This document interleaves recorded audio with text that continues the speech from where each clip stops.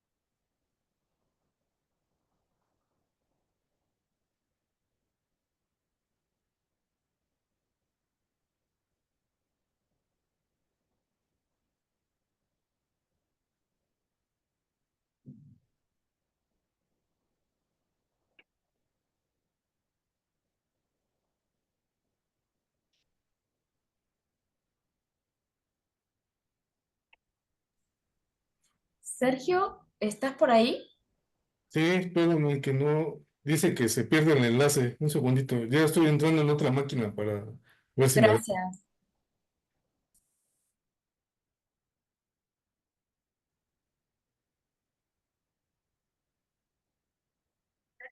¿Estás por ahí? ¿Ahí me lo está viendo? Sí, ya está en Ah, línea. ok, entonces ya está. Sí, ya estamos en línea. Sí. Entonces, comenzamos. Sí. Este, bueno, buenas tardes a todos, todas quienes nos acompañan en esta conferencia El futuro de los archivos, perspectivas tecnológicas y regulatorias y profesionales, en la cual bueno, nos la va a brindar el maestro Hugo Vinicio Carrión, quien es ingeniero especializado, ingeniero electrónico especializado en telecomunicaciones y cuenta con una maestría en gestión de comunicaciones y tecnologías. Este, Hugo es maestro en gestión de comunicaciones, tecnologías de la información, ha hecho estudios de posgrado en pedagogía innovadores y gestión de proyectos, así como también ha tomado cursos de especialización en gerencia multimedia en Malasia, y regulación de telecomunicaciones en Singapur y teleeducación en la Universidad de Arkansas. Eh, esta, Toda esta formación nos va a hacer el gusto de compartirlo con nosotros, toda esa experiencia profesional que ha desarrollado como investigador, como consultor y profesor de posgrados. Hugo ha estado con nosotros previamente en México y bueno, ha sido muy apreciada su participaciones en algunos eventos en donde hemos tenido el gusto de escucharlo y sobre todo en compartir sus experiencias y su compromiso de investigación en torno a la disciplina archivística. Muchas gracias, Hugo. Entonces le damos la palabra en esta conferencia y abrimos después un espacio para preguntas que quieran hacer y bueno, y comentarios. Bueno, bienvenido a todos. Muchas gracias, Hugo Carrión, y bienvenido a este foro. Bien, buenos días, buenas tardes a todos los participantes, los presentes que se conectan a través de este webinar. Quiero agradecer a la Unión de Universidades de América Latina y el Caribe, a través también de su red de archivos universitarios, a su coordinadora, la maestra Georgina Flores, que me extendió esta gentil invitación y que yo con gusto acepté, porque creo que además es una buena oportunidad de unir varios de los campos en los que he venido trabajando y que me gusta un poco reflexionar. Voy a compartirles una breve presentación que me va a servir de guión para abordar justamente esas tres perspectivas de las que habla un poco en el título de esta conferencia. Las perspectivas de las que vamos a referirnos tienen que ver con los archivos, pero no solamente la situación de los archivos, sino quisiéramos ser un poquito más arriesgados, un poco más aventurados y hablar y reflexionar sobre el futuro de los archivos. ¿Qué está pasando con los archivos? ¿Qué va a pasar con los archivos? Y abordar este análisis, esta reflexión desde tres perspectivas. Una perspectiva tecnológica, una perspectiva regulatoria, que me parece que hoy por hoy es un aspecto muy importante, el aspecto regulatorio, no solamente en el ámbito de los archivos, sino en muchos aspectos. El ámbito, por ejemplo, de la protección de los datos personales es algo muy sensible y que sin duda también atañe a los archivos. Así que me referiré y haré algunas reflexiones al respecto. Y también terminaré con algo que me parece que quizás es lo más importante y es de cara a esta situación, cómo los profesionales en general y los profesionales de la archivística en particular deberían afrontar o podrían abordar estos cambios que realmente son bastante acelerados, bastante disruptivos en algunos casos. Para ello me voy a permitir, para abordar la perspectiva o el enfoque tecnológico para analizar el futuro de los archivos, me voy a permitir presentar un modelo sencillo que me va a servir justamente para explicar y un poco compartir con ustedes cuáles son mis apreciaciones, que con base a algunas investigaciones nos parecen que podrían ser acertadas respecto justamente a esto que estamos abordando, que es el futuro de los archivos. Solamente una precisión, y es que cuando hablamos de modelar, cuando queremos presentar un modelo es una versión simplificada de la realidad, ¿cierto? ¿Y para qué sirve un modelo? Sirve básicamente para representar, sirve sobre todo para comprender y evidentemente para actuar. Esa versión simplificada, ¿no es cierto?, de la realidad, lo que nos va a permitir justamente es hacer lo que estamos haciendo ahora, es reflexionar de manera más profunda. Vamos a poner un pequeño ejemplo nada más de lo que es un modelo, que seguramente ustedes van a entender rápidamente, pero un modelo es este, por ejemplo, es el modelo atómico de Bohr, en la que a inicios del siglo pasado, el danés Niels Bohr propone y dice, él se imagina, realmente no es que esta sea la realidad, por eso insisto que un modelo es una representación simplificada de la realidad, y nos dice que los átomos, las partículas más pequeñas, en teoría las partículas más pequeñas de la naturaleza, están compuestas por un núcleo y por electrones que orbitan alrededor del núcleo, y seguramente ustedes recordarán que en la secundaria dibujábamos muchas veces estos modelos electrónicos, este modelo electrónico o modelo atómico representado. Este modelo es muy importante porque es muy simple, pero representa una realidad compleja. En la actualidad sabemos que el átomo no solamente está compuesto por un núcleo y electrones, existen más de 17 partículas subatómicas, pero este no es el caso, no vamos a abordar este tema. Lo que quiero representar con este modelo es que a continuación, igual les voy a presentar un modelo que simplifica algo muy complejo. No significa que la realidad sea así, pero que nos va a servir para explicar. Entonces, para hablar del archivo y hablar del futuro de los archivos, en primer lugar tenemos que entender qué son los documentos y cómo vamos a modelar los documentos. Entonces, aquí he hecho una representación un poco al estilo de Niels Bohr, de su modelo atómico, en la que quiero representar de manera muy simplificada algo que es relativamente complejo. Entonces, cuando yo hablo de los documentos, voy a representar independientemente de su contenido, independientemente del soporte, vamos a identificar algunas partes. Algunas personas me dirán, y con justa razón, existen muchas otras partes en un documento, y claro que sí, pero para el contexto en el que vamos a analizar, estas nos van a ser suficientes y van a ver cómo justamente nos permiten aclarar algunos aspectos. Entonces, vamos a entender que un documento es un ente, es una cosa, es una entidad, ¿verdad?, que es básicamente un contenedor de contenido. Podríamos decir que de información, pero me gusta más el tema de contenido porque gracias al mundo electrónico, el contenido puede ser muy diverso, puede ser información, puede ser datos, pueden ser conocimiento, en general un sinnúmero de tipos de contenido. Entonces puede además ser un contenido textual, puede tener muchos formatos, pero le vamos a dejar en esa cajita púrpura y vamos a poner solamente la palabra de contenido. Entonces, existe en el mundo, se genera información, se genera contenido, se genera información en cualquier formato, pero alguna de esa información, ¿no es cierto?, requiere ser documentada. El momento que nosotros generamos este proceso de documentación es porque este contenido le hemos confinado, le hemos introducido, le hemos, de alguna manera, le hemos limitado dentro de un soporte. Ahora, seguramente a nosotros nos viene a la mente el tema de soportes físicos, que ya vamos a ver que claro que existen eso, pero cuando hablamos del futuro, evidentemente no vamos a hablar de soportes físicos solamente, ni de soportes electrónicos, sino vamos a ver qué es lo que nos tiene la tecnología preparado, en qué se está investigando respecto, por ejemplo, a soportes o al procesamiento del contenido.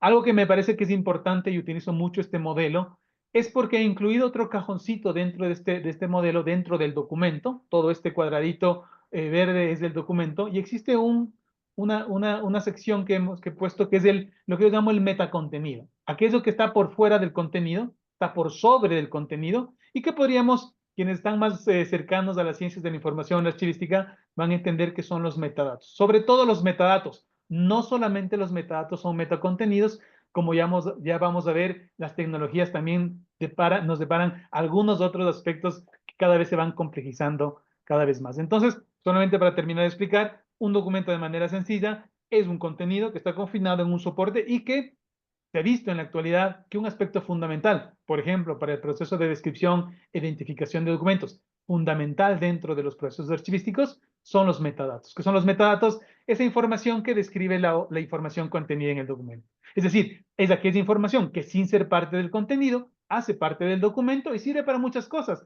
sobre todo para describir el documento, pero también para otras cosas, muchas cosas más. Incluso podríamos pensar que en la actualidad se generan tantos metadatos que incluso no sabemos para qué mismo pueden servir esta digamos, marea y este océano de metadatos. Visto esto de una manera transversal, he puesto e incluido una flechita en la que, ¿qué diríamos? Aquí hay un proceso que es importante, la documentación, y es el proceso de registro. Entonces, los metadatos y los contenidos, que los dos son información, ¿cierto? Tanto metadatos como contenidos tienen que registrarse dentro de un soporte. Entonces, esto es un poco el ejercicio de documentar. Las personas que documentan información están justamente especializadas en esto de las ciencias de la información. Estas entidades, cuando se agrupan, evidentemente se agrupan dentro de un archivo. Ya vamos a hablar un poquito más adelante de los desafíos que tiene ahora mismo el concepto de archivo. Ya con esto claro, ahora sí me voy a atrever un poco a hacer algunas predicciones, de alguna manera podríamos decir así, respecto, por ejemplo, el primer caso respecto al procesamiento. ¿Qué va a pasar con esos documentos que hacen parte de archivos, pero que tienen contenido? ¿Qué tipo de contenidos están teniendo? ¿Cómo se va a procesar? Entonces, la forma en la que está cambiando dramáticamente los archivos es, de alguna manera, por culpa de que los documentos están conteniendo dentro de sí información que está siendo cada vez procesada de diferente manera. Voy a poner 3 estadios, 3 diferentes fases de lo que podríamos pensar que son los documentos de la historia.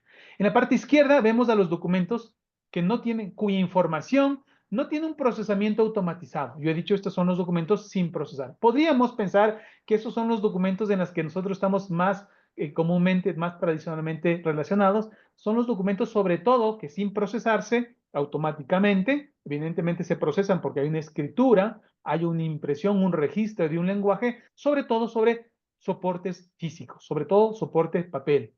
Ya la historia nos ha mostrado que existen otros soportes, como las tablas de arcilla, los papiros, los pergaminos, pero en la actualidad, sobre todo, mayoritariamente, se utiliza el soporte con base de celulosa. Algunas normas ISO llaman a estos soportes los soportes no electrónicos, ¿no es cierto? Para abordar todo tipo de soporte que no sea electrónico. Y a partir de ahí hablamos de otro tipo de documentos que a veces hay un poco de confusión porque les llamamos evidentemente de manera correcta documentos electrónicos porque básicamente están confinados en un soporte electrónico. Estos documentos electrónicos, estos documentos que están guardados, registrados en un soporte electrónico, su información tiene que ser procesada a través de computadoras, a través de sistemas electrónicos de información. Como ya vamos a ver, la codificación de cómo esté incluida la información podría variar, podría ser, por ejemplo, digitalmente, y por eso algunos también les llaman a estos documentos documentos digitales, aunque con base al tipo de registro en los soportes, si estos soportes son electrónicos, hablamos de documentos electrónicos. Sin embargo, lo que se nos viene a futuro, y no en un futuro muy lejano, son documentos cuya información se va a procesar de manera muy grande, de manera exponencial, de manera además muy rápida, a través de computación cuántica, ¿no es cierto? La computación cuántica, aunque suene igual a computadoras, no tiene nada que ver a las computadoras electrónicas o a las computadoras digitales que conocemos actualmente. ¿Por qué traigo a colación la tecnología cuántica? Porque a pesar de que ya los principios fueron desarrollados a principios del siglo pasado, a propósito del modelo de Bohr que les demostraba hace un momento, eso fueron una de las bases fundamentales de la mecánica cuántica, de la teoría cuántica, porque Niels Bohr lo que dice es que los electrones giran alrededor del núcleo a través de capas u órbitas discretas que se llaman órbitas cuánticas, ¿no es cierto? Entonces, estas órbitas discretas no son continuas, sino justamente son cuánticas. Cuánticos o algo cuántico significa que viene por paquetes, que es discrecional de alguna manera. Y entonces lo que se viene nuevamente, lo que les menciono, es información que se va a procesar muy rápidamente a través de computadoras cuánticos y que realmente va a cambiar la forma en la que los documentos están configurados. Solamente les voy a nombrar algo que parecería muy sencillo, pero que es muy importante. Y es que, por ejemplo, las firmas electrónicas que actualmente utilizamos tienen que ver o se basan sobre todo en criptografía. La criptografía, que es una ciencia que lo que hace es, de alguna manera, distorsionar la información para que no sea entendible, se fundamenta en algoritmos que se llaman algoritmos de números primos. Estos algoritmos son muy difíciles de romper porque la computación actual tardaría muchísimos años en adivinar, por ejemplo, una clave criptográfica. Sin embargo, esto cambia o va a cambiar rápidamente porque gracias a la computación cuántica, la criptografía podría estar a punto de morir. Es decir, con la computación cuántica ya no habrá criptografía, ya no habrá los famosos hash, por ejemplo, y así que el concepto que tenemos ahora mismo de firma electrónica probablemente se va a extinguir.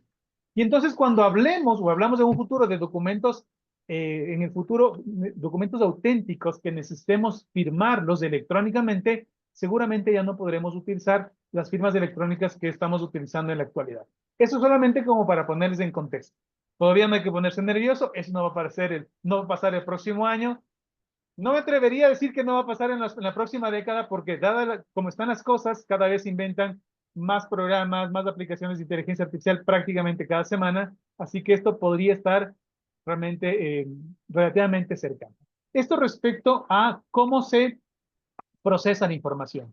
Ahora me gustaría hablar de dónde se guarda la información. Entonces, miren, de acuerdo a lo que habíamos visto y utilizando el mismo modelo, por eso insistía yo en entender este modelo muy sencillo.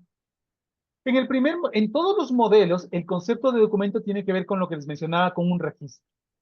Este registro, ¿no es cierto?, son en soportes físicos, como les decía, en el caso del papel, puede ser el papel, el pergamino, lo que fuera, o los llamados soportes no electrónicos. En el caso de los documentos electrónicos, estos registros, el registro se da a través de lo que se llama una codificación. La codificación significa traducir esa información para que sea entendible y sea recuperable en el soporte que queremos guardar. En el caso de los documentos electrónicos, utilizamos computación digital. La computación digital básicamente significa que una computadora, dada la tecnología que está disponible ahora, basada en semiconductores, la tecnología utiliza bits, ¿cierto? Bits básicamente es una unidad de información que luego se traduce, por ejemplo, ya en el mundo electrónico en transistores que están dentro de un gran procesador que lo que hace es hacer sumas, operaciones, solamente utilizando unos y ceros, dicho de manera relativamente sencilla. Entonces, esta codificación digital que tenemos ahora tiene un desafío muy grande, sobre todo para quienes estamos en el mundo de la archivística, de los documentos electrónicos, algo que tiene que ver con la preservación de los documentos electrónicos y justamente tiene que ver con sus registros, porque ¿dónde guardamos esa información generada, creada, almacenada en una computadora? Bueno, las almacenamos en soportes electrónicos, que son, por ejemplo, soportes de tipo magnético. Sobre todo cuando hablas de este tipo magnético significa la forma en la que se registra, cómo se graba, ¿no es cierto? Pues, por ejemplo, en una cinta o en un disco duro lo que se hace es magnetizar la superficie, o de tipo óptico, cuando utilizamos un CD, un DVD, aunque ya no se utiliza tanto, lo que hacemos es a través de un rayo láser hacer incrustaciones, hacer orificios que representan los unos y ceros de la información digital, o a nivel, sobre todo ahora a nivel eléctrico, cuando utilizamos memorias, sobre todo del tipo de estado sólido. ¿Qué significa memoria de estado sólido? Significan memorias toman diferente valor, nuevamente de unos y ceros, dependiendo de su estado eléctrico, que es básicamente cómo funcionan los transistores. Pero nuevamente, esto está o puede estar a punto de cambiar. ¿Por qué? Por dos razones. Porque cuando hablamos de computación cuántica ya no hablamos de bits, hablamos de algo que es un poquito más sofisticado, que son los qubits. Y los qubits son como unos bits, pero súper fortalecidos, porque no solamente pueden hacer operaciones básicas, sino que pueden utilizar, por un principio que es muy interesante, no vamos a explicarlo profundamente, que se llama el principio de superposición, pueden procesar mucha información simultáneamente. Así que las primeras pruebas que se están haciendo ya, no este año, sino desde hace muchos años, es que gracias a la computación cuántica se pueden hacer ejercicios, sobre todo con matrices matemáticas, que son muy rápidos, problemas matemáticos que no se podían resolver antes, dada a la falta de nivel o de potencia de procesamiento. Esto hace, como les decía, que por ejemplo el concepto de criptografía a lo mejor vaya a evolucionar o incluso podría extinguirse desde el punto de vista o como le conocemos ahora. Hay un problema muy grave en la computación cuántica y es que el registro de la información es muy volátil. Es más volátil que el registro de la información digital. Si pensamos que la información digital en una flash memory, en un disco duro, esta va a durar poco tiempo, va a durar 1 año, va a durar 5 años, 10 años en el mejor de los casos. En la computación cuántica esto es mucho más, digamos, volátil, dura en muchos casos pocos segundos, ¿no es cierto? Digamos, poco tiempo. Y hay diferentes tipos de almacenamiento en la computación cuántica, como por ejemplo superconductores o iones atrapados, es decir, que el almacenamiento son campos electromagnéticos, por ejemplo, o lo que se llaman puntos cuánticos de semiconductores, en fotones son la luz, se puede almacenar información en la luz. Cuando hablamos, por ejemplo, de superconductores, que es el medio o el soporte que más se utiliza para poder generar computación cuántica, los superconductores, por ejemplo, es el plomo, o el plomo se convierte en superconductor, pero cuando está muy frío. cuando está casi llegando al cero absoluto. El cero absoluto no significa 0 grados centígrados, significa menos 273 grados centígrados. A esa temperatura que es el cero absoluto es cuando las moléculas de la materia no se mueven. En ese estado de cero absoluto es cuando no existe resistencia y esos son los llamados semiconductores. Entonces, por el momento todavía no vemos una realidad en la que todos tengamos computadoras con superconductores y con ese tipo de cosas, pero ya se están haciendo pruebas. Pero lo que quiero poner sobre la mesa es que el desarrollo tecnológico nos está llevando a computadoras cuánticas que van a ser mucho más rápidas, que van a resolver problemas mucho más sofisticados, pero a la vez va a haber soportes cada vez más volátiles. Es decir, que tenemos un doble desafío muy, muy grande. Más información, pero información que va a ser más volátil, que va a desaparecer mucho más rápido. Así que yo creo que el papel de los archivistas, de la archivística, va a ser fundamental, trascendental en el futuro tecnológico de la humanidad. Evidentemente, ustedes me dirán, pero entonces, ¿cómo vamos a resolver el tema de los soportes? Se están trabajando sobre todo en 2 líneas a nivel de soportes. La una es a través de soportes físicos, en donde se almacenaría información digital, por ejemplo, en cristales, ¿cierto? Se puede tener cristales en donde se puede almacenar. Y la otra es almacenamiento a través de material genético, es decir, la información que se podría almacenar en el ADN también es muy grande. Así que esas 2 líneas se están trabajando de manera muy interesante, que a lo mejor en algún momento, junto con la computación cuántica, puedan generar unos superdocumentos que puedan almacenar gran cantidad de información, pero a su vez también generen o nos aseguren una permanencia en el tiempo. Esto como las perspectivas tecnológicas, pero hay otro aspecto que es muy importante incluir y es lo que yo llamo la perspectiva archivística, ¿no es cierto? Miren qué es lo que pasa. Los documentos ya hemos visto van a procesar más rápido. Los documentos hemos visto tienen el peligro de que sean más volátiles, los documentos sobre todo electrónicos o cuánticos. Pero desde el punto de vista de la archivística, ¿no es cierto? ¿Qué pasa con el contenido y el metacontenido? Resulta que para nosotros poder organizar un documento dentro de esta estructura organizada, ordenada, que son los archivos, necesitamos de un elemento fundamental y por eso ya sea un énfasis especial en los metadatos. Los metadatos existen, no importa, independiente del soporte, los documentos que están en papel tienen metadatos, pero los documentos electrónicos sobre todo tienen metadatos. Y los metadatos, les había dicho, son información que no hace parte del contenido, pero hace parte del documento. ¿Ok? Vamos a incluir una complejidad un poquito más interesante y es que los metadatos pueden estar embebidos dentro del documento o pueden estar lógicamente vinculados al documento. Aquí es una cosa que también se va haciendo bien interesante, porque entonces los metadatos pueden estar dentro, por ejemplo, de una fotografía, de un archivo JPG, pueden estar dentro de un archivo PDF, pero también pueden estar en una base de datos de metadatos y lógicamente vinculados a este documento, que es normalmente como sucede cuando tenemos metadatos, buscamos a través de metadatos, por ejemplo, en Google. Buscamos metadatos, esta información está referenciada a través, por ejemplo, de hiperenlaces y logramos encontrar un montón de información.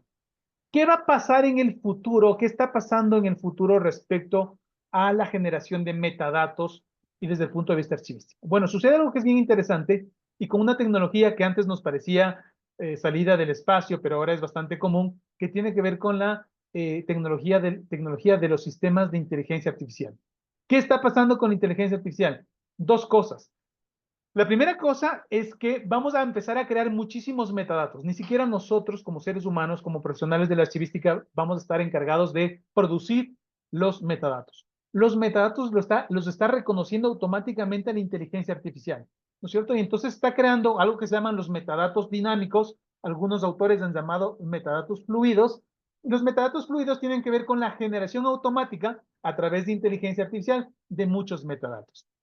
Muchos metadatos que incluso podrían tener relación con información personal y eso genera una preocupación importante y es algo que tenemos que estar preocupados las personas que tenemos relación con las ciencias de la información, la archivística, etcétera. ¿Cierto? Va a haber muchísimos metadatos. Va a haber que gestionar muchos más metadatos, aunque no necesariamente tengamos nosotros que crear esos metadatos. Entonces aquí hay un desafío de calidad y control de los metadatos o control de la calidad de los metadatos y de gestionar esquemas adecuados de metadatos. Nos vamos a evitar la tarea aburrida de cargar, identificar, describir metadatos. Eso lo va a hacer la computación, lo va a hacer la inteligencia artificial, pero vamos a tener la tarea ardua, decir así, de tamizar de seleccionar y ser discretos al momento de identificar cuáles son los metadatos más adecuados.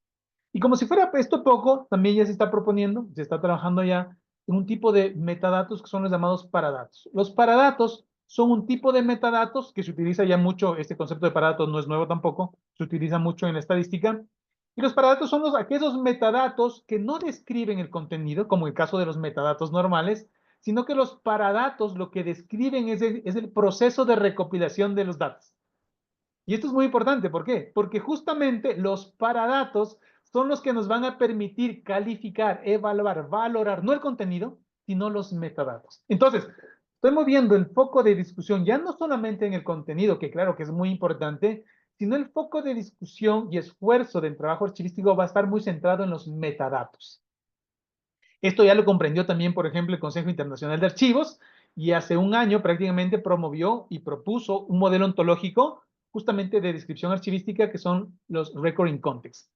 Significa registros o archivos en contexto, y esto es muy importante porque justamente es a través de los metadatos que vamos a poder describir el contexto del documento, que ya no solamente es de este documento que estamos representando aquí, sino que tiene que ver con otras entidades. Entidad documento, entidad autoridad, entidad autor, entidad persona, entidad la persona, todos los que van generando, utilizando, modificando un documento, y entonces se crea todo un ecosistema del documento que tenemos que describir. Todas estas entidades vinculadas al documento en la gestión documental van a tener que tener metadatos. Así que estamos a puertas, yo diría, de un universo lleno de metadatos, y qué mejor que las personas que están habituadas, que han estudiado estos temas, como los archivistas, los archiveros, las personas involucradas en las ciencias de la información, que se preparen y den este paso que es fundamental. Ahora, ¿qué pasa entonces cuando tenemos unos documentos, yo diría, reforzados, ¿no es cierto?, impulsados con metadatos? Bueno, resulta que esto va a generar un nuevo concepto de orden, y es aquí cuando empezamos a hablar entonces del futuro del archivo, desde esta perspectiva tecnológica. Les voy a poner una metáfora y un ejemplo solamente para que se den cuenta ustedes de qué es lo que va a pasar respecto a justamente el papel de los metadatos en los documentos y sobre todo en los archivos. Este conjunto de figuras son documentos, ¿sí? Cada una tiene características diferentes. Ustedes van a ver que cada uno tiene formas diferentes, tiene colores diferentes y tiene tamaños diferentes, ¿sí? Ahora, lo que está sucediendo ahora y hasta cómo hemos funcionado en la archivística hasta el momento es que cuando tenemos un cuadro de clasificación que básicamente es una estructura taxonómica estática, dependiendo del orgánico funcional, dependiendo de los procesos de la organización, lo que hacemos es clasificar. Y generamos un ejercicio de clasificación de los documentos de esta manera. Por ejemplo, una forma de clasificar podría ser aquellos documentos, en este caso, que tengan el atributo de ser circulares, por un lado, y aquellos otros documentos que tengan el atributo de ser cuadrados, ¿sí? Ahora, esto trasladado a la realidad sería que estamos clasificando, por ejemplo, documentos que tienen que ver con el departamento jurídico, y luego, por otro lado, clasificamos los documentos que tengan que ver con el departamento de contabilidad. Uno puede decir, es lógico, hay que respetar el principio de procedencia, los documentos de jurídicos se guardan en jurídico, los documentos de contabilidad se guardan en contabilidad. Pero en la realidad sucede que muchos documentos pertenecen a los dos sectores, a los dos procesos, a las dos áreas, incluso podríamos pensar que incluso a una tercera. Así que ahí empieza un poco la complejidad de cómo hacemos para identificar que un documento esté clasificado en dos lugares, y que evidentemente una clasificación estática no permite esto.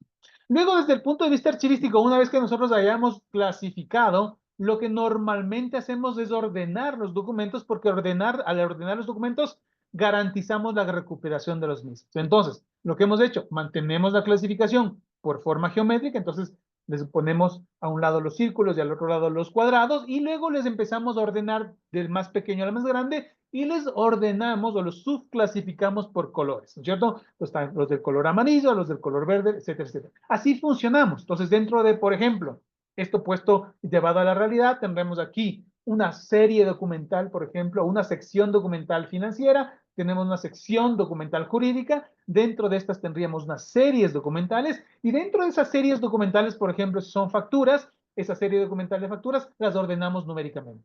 O, por ejemplo, si tuviéramos dentro de la del grupo de la sección jurídica, un grupo documental o una serie documental podrían ser los contratos, y a los contratos también les podemos ordenar, por ejemplo, en este caso, de tipo cronológico, lo que fuera. Entonces, el orden y la clasificación han sido fundamentales, procesos técnicos fundamentales en la organización de los documentos.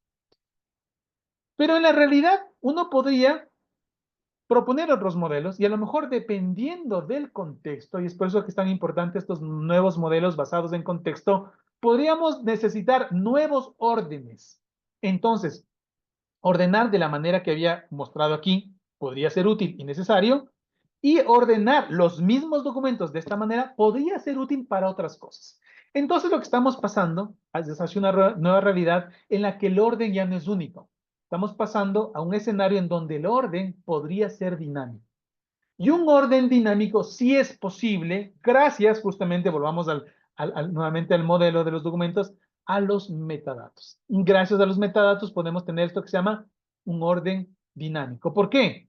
Porque el orden sería una propiedad que estaría imbuida dentro o inserta dentro de los documentos. En este caso, este documento, lo que estoy presentándoles ahora es un esquema de metadatos muy sencillo, pero quiero que lo puedan entender. Es que este documento tiene atributos. Estos atributos son los metadatos. Entonces, el atributo forma, el valor es circular, el tamaño es grande y el color es verde. Se distingue de este otro documento porque este documento es cuadrangular, pequeño y es azul. Entonces, lo que vamos a tener es, volvemos a la misma base documental y lo que vamos a tener es esto, ¿sí? No importa, parecería que están en un desorden, pero en la medida que los documentos, cada uno de ellos tenga descrito, incorporado metadatos, gracias a funcionalidades de la computación, vamos a poder generar dinámicamente y en tiempo real significa en ese mismo instante, ¿no es cierto? En tiempo real, el orden y la clasificación que quisiéramos. Entonces, si decimos, busquemos y clasifiquemos todos los documentos que en su metadato digan círculo, entonces generamos este círculo. Si decimos queremos metadatos que ahora me pongan en el orden que sea de pequeño, desde más pequeño al más grande, tenemos este orden. Y si le decimos ahora queremos un orden en la que todos los documentos, independiente de la forma, sean pequeños, medianos o grandes, podríamos hacerlo. ¿Cuál es la ventaja grande? Y es que el orden no depende del conjunto de de documentos, sino depende de las propiedades intrínsecas de cada documento, ¿sí? Así que, nuevamente, lo que quiero mostrar es que el orden, mejor dicho, el futuro del orden va a ser diferente. No, el orden no va a ser único ni fijo, sino que estamos de frente a gestionar un orden que va a ser dinámico y adaptativo. ¿Sí? Eso es un poco las buenas noticias, diríamos así, los desafíos que tenemos en el ámbito tecnológico. Ahora quiero pasar rápidamente, porque no quisiera alargarme muchísimo ni quisiera aburrirles. Me gustaría abordar el tema regulatorio. Primero quisiera explicar qué es este tema regulatorio, porque además es uno de los temas que junto a la tecnología también me apasionan. Desde hace ya casi 20 años trabajo en el tema regulatorio de tecnologías.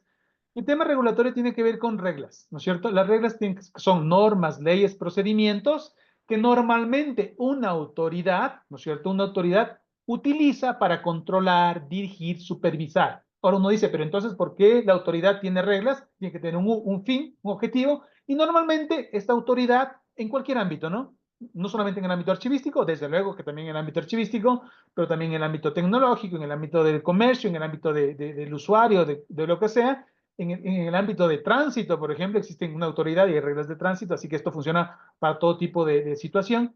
Tiene un objetivo, garantizar el orden, garantizar la seguridad, garantizar el cumplimiento de estándares y todo con el propósito, evidentemente, de que en la sociedad vivamos más civilizadamente, ¿sí? Entonces, ahora, de cara a la situación de los archivos, podríamos decir, en la actualidad tenemos muchas reglas, normativas, procedimientos que son emitidas por autoridades nacionales, municipales, locales, internacionales, ISO, por ejemplo, que tienen el objetivo de garantizar el orden, el cumplimiento de estándares, la seguridad. Ahora, desde mi particular perspectiva, hay un problema relativamente grave de sobreregulación, ¿no es cierto? Muchas personas, estuve el año pasado, tuve la oportunidad de visitar México en varias ocasiones y muchas personas de México me decían, miren, lo que pasa es que ya tenemos la ley, por ejemplo, pero todavía no tenemos el reglamento. O ya tenemos el reglamento, pero no tenemos el procedimiento. Y entonces normalmente la demanda de los usuarios es que falta regulación, ¿no es cierto? regulación que sea más clara, más específica. Yo creo que la regulación, o mejor dicho, la tecnología va a avanzar de manera tan rápida que no va a ser necesaria tanta regulación. Luego les voy a explicar un poco cuál es la propuesta, o mejor dicho, lo que avisoro en un futuro. Entonces, ¿cuál es el propósito de la regulación archivística? Ya en particular, podríamos decir tres, pero pueden ser muchos más objetivos. El primero, evidentemente, las reglas, las leyes generadas por autoridades en el ámbito archivístico tienen el objeto de preservar el patrimonio documental, sin duda.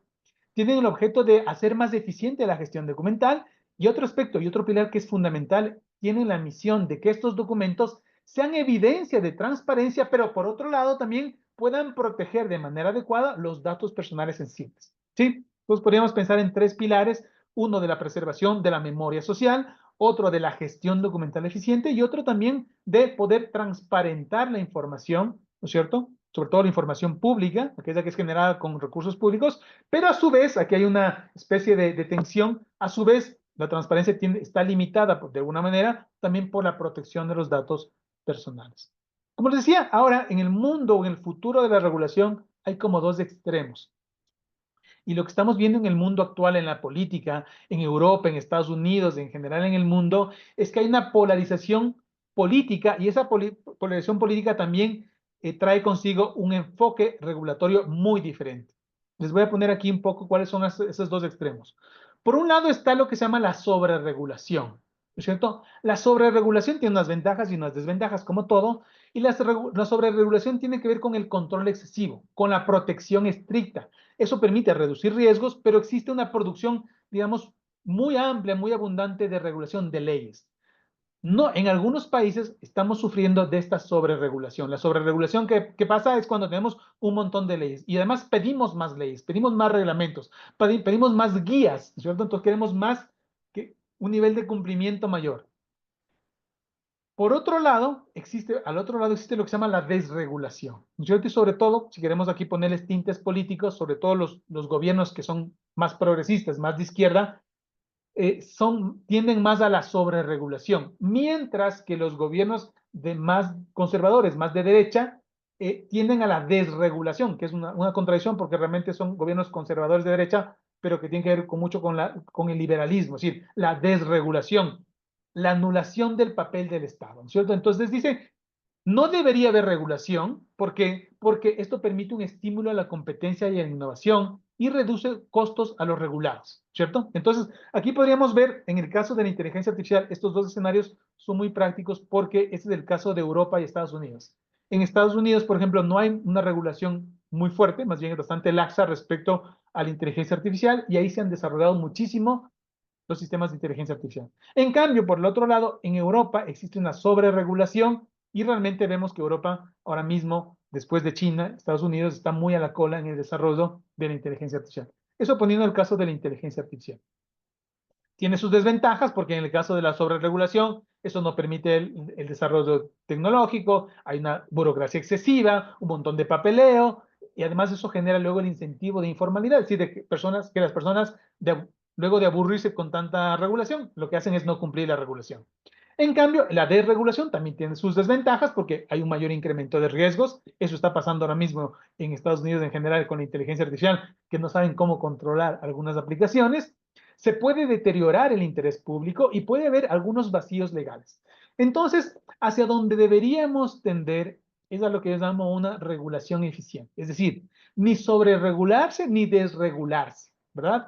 Ahí tiene que haber un equilibrio entre la flexibilidad del control, pero claro, lo difícil de eso es justamente encontrar ese equilibrio. Frente a eso, algo que proponemos que va a ser muy interesante, dado que la tecnología va a avanzar muchísimo, es lo que llamamos la autorregulación. Y la autorregulación tiene que ver con que las personas, las instituciones, se regulen a sí mismas, ¿no es cierto? Y les voy a poner un ejemplo.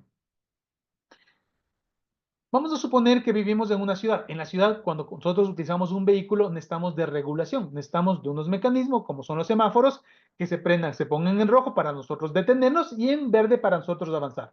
Existen unas leyes, una regulación de tránsito en la que si nosotros nos pasamos el rojo, nos van a multar. Y eso nos permite vivir coordinadamente y que esto no sea una selva, ¿verdad?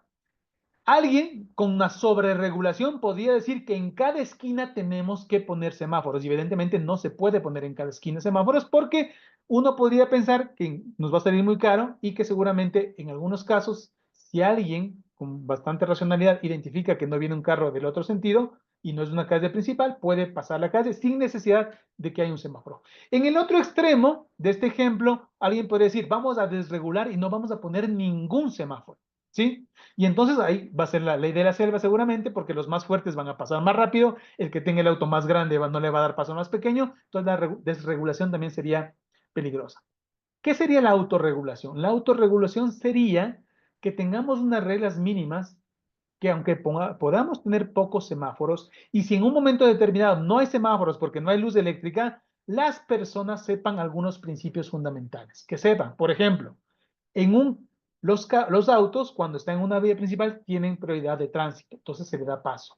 O, por ejemplo, si están en una vía de igual prioridad, se puede hacer un paso alternado. Entonces, pasa uno de un lado, pasa el otro del otro lado, y no necesitamos un semáforo para vivir civilizadamente.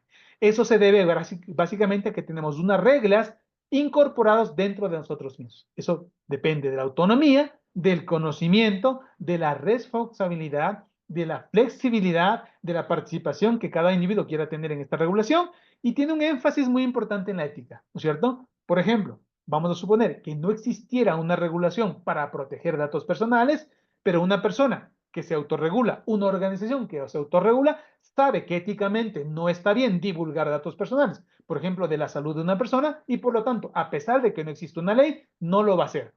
Eso es muy importante porque incluso podría pasar que si hay ley, pero si una persona no tiene ética, de cualquier manera va a incumplir la ley y va a divulgar estos datos. Así que quiero hacer un énfasis especial en este concepto de la autorregulación. ¿Por qué? Y con esto ya voy terminando con el último perspectiva, que es la perspectiva profesional. Cuando hablamos de la perspectiva profesional, estamos hablando de nosotros, de las personas, de los seres humanos. Cuando hablamos de un diseño cotidiano que se llama el diseño de nuestra sociedad normal, en este caso que hablamos de las tres perspectivas, lo que está pasando es que primero viene la tecnología. O sea, primero nos asustamos con inteligencia artificial, luego las entidades regulatorias tratan de poner normas, no lo logran, tratan de poner normas, y luego las personas, al final los profesionales, tratamos también de adecuarnos a la tecnología y a la normatividad. Eso es lo que ocurre y es un escenario muy estresante. Propongo yo que deberíamos darle la vuelta a este diseño, lo que llamamos lo que se llama un diseño inverso. Y el diseño inverso significa que debemos empezar por nosotros mismos. Y empezar por nosotros mismos significa formarnos, significa autorregularnos. Si nosotros tenemos incorporado dentro de nosotros los conocimientos y los principios éticos, podemos abordar sin problema la tecnología. Bueno, o sin mayor problema, con mayor facilidad la tecnología, esta que tenemos y la que se nos venga. Y luego, la normativa vendrá por añadidura. Incluso deberá ser la mínima normativa necesaria porque nuevamente estos principios éticos, estos conocimientos, deberían estar incorporados en nosotros mismos.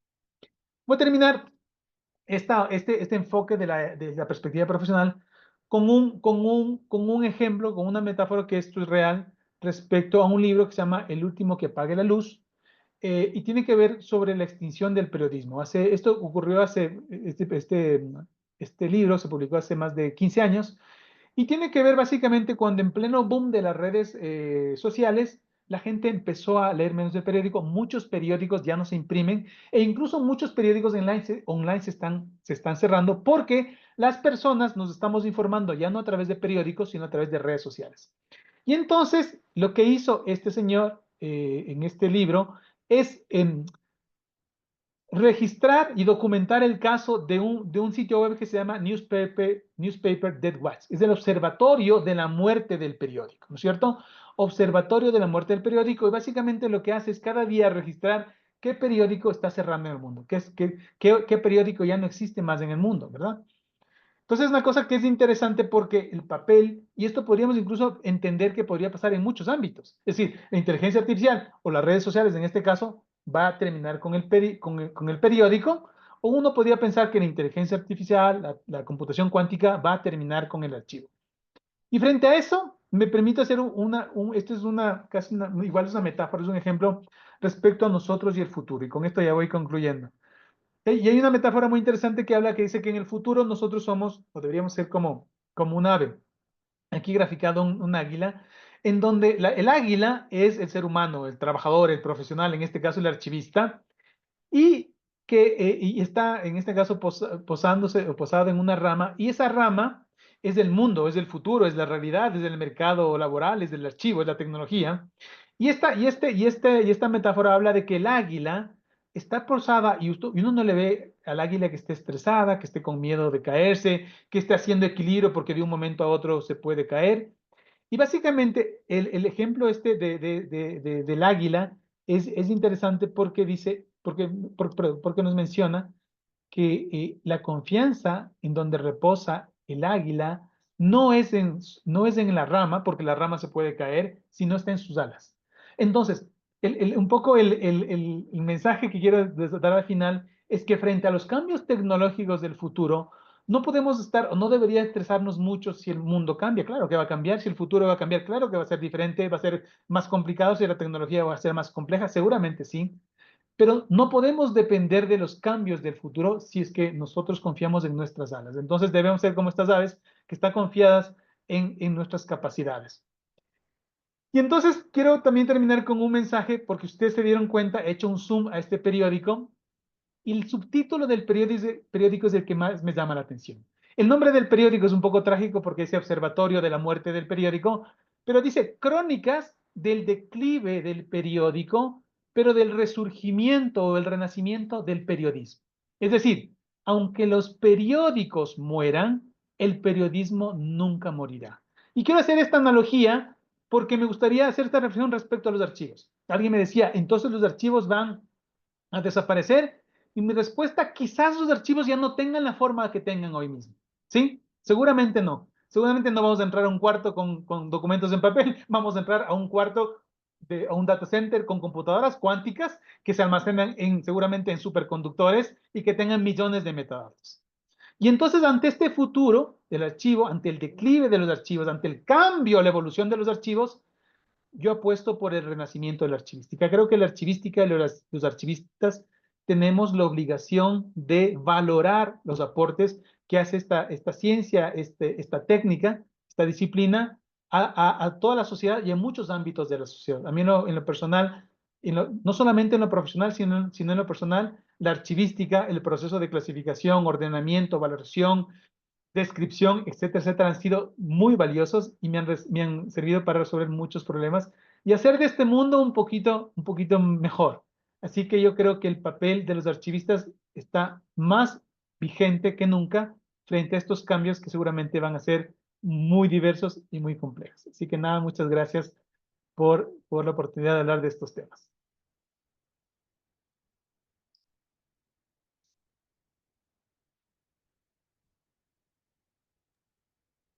Muchísimas gracias, maestro. eh, Ha sido una charla muy interesante y bueno, de verdad que nos cuestiona qué es lo que va a pasar de aquí a pocos años y que efectivamente en esta ciudad, por ejemplo, se han mermado notablemente los periódicos impresos y ha aumentado pues las páginas web de los periódicos en donde hay artículos y hay noticias cotidianamente o por la televisión, ¿no? También, sí.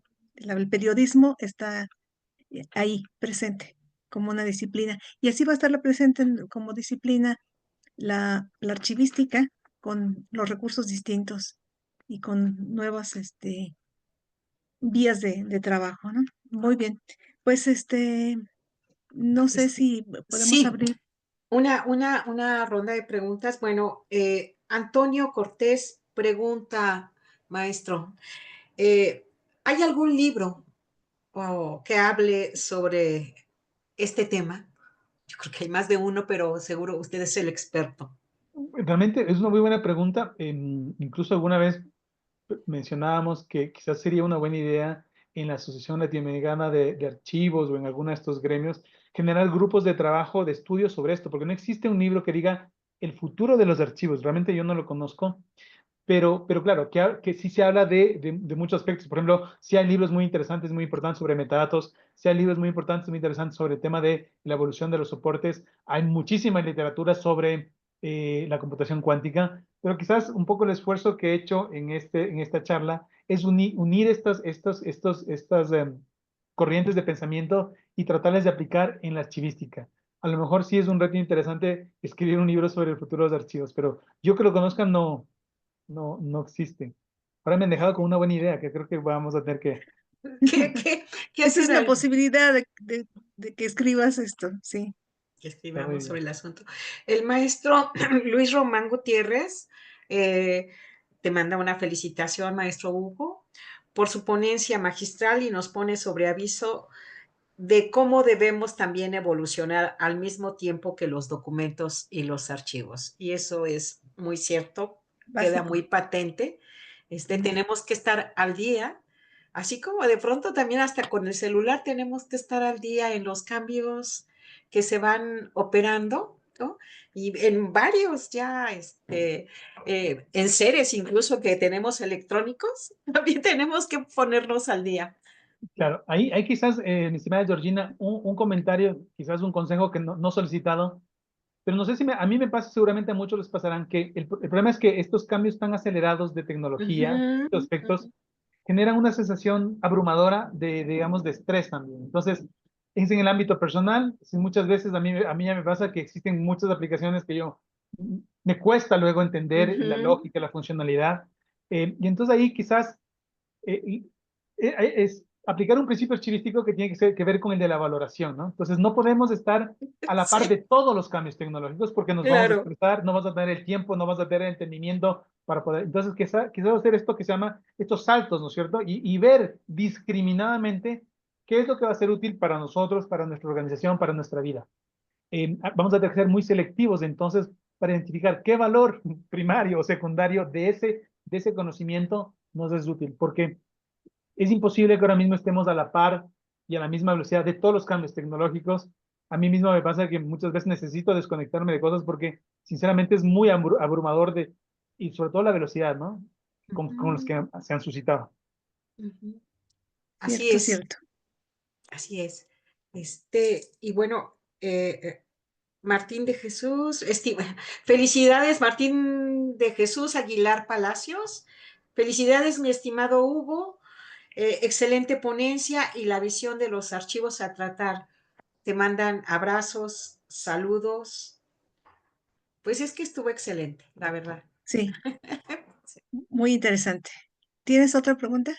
No, ya son las preguntas. Hay saludos, los comentarios que nos hicieron aquí en el Facebook Live de la UDUAC. Ujú. Bueno, pues entonces vamos a cerrar felicitando a Hugo, animándolo a que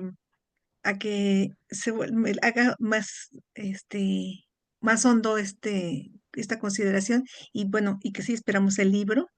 Y, y muchas gracias también a la UDUAL por promover este tipo de conferencias magistrales que nos orientan muchísimo y sobre todo esto en la novedad de la tecnología y de estas contemplaciones amplias de trabajo.